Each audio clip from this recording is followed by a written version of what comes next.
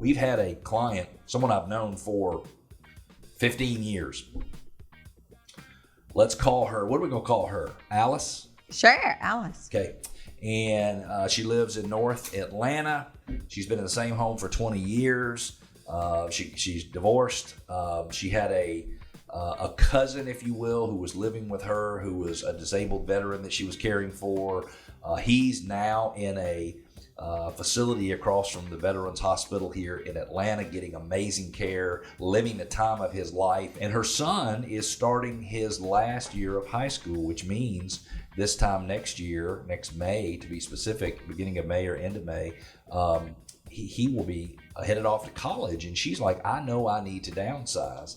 And so her first question was, how do I know when it's the right time? Meaning, should I sell my house now, or should I wait a year from now and sell my house then? I guess I would run the numbers. Yeah. So if we go back in time 1 year, Yep. we can run the numbers on that. And if we go forward in what maybe the last 5 to 7 years, typically, the percentage, which is usually, 3 to 5% year over year. But if she were to find that perfect house now that she wants to go to and get a little ahead of it, I always say take the bird in hand, right? Like, what's the harm in looking now? You don't have to decide anything until you sign the paperwork. That's right. Well, she and I, what we did is we looked at the growth in inventory, meaning how many houses were coming on the market in her area. And we realized that currently there are twice as many listings on the market as there were a year ago. Yeah. And every single week, as you and I read on the show when you're on it, we are continuing to get more inventory. So in her case, she decided, I don't know that I will get the normal appreciation that I've been getting. It could be that my house is worth the same thing next year as it is this year. And I don't have a crystal ball, so I don't know if it's right or wrong. But she decided, kind of like you're saying, I know what it's worth today. Right. And I can get a good, fair price for my house. And so she's decided, I'm going to go ahead and put my house on the market. Now, she had some things that needed to be done on the home. And if someone had a home in DFW that was not in perfect condition, do you think it's still worth putting it on the market today, even if it's not absolutely perfect? And maybe, for example, somebody does not have the money to make it perfect. Do you still think it's worth giving it a try and listing it?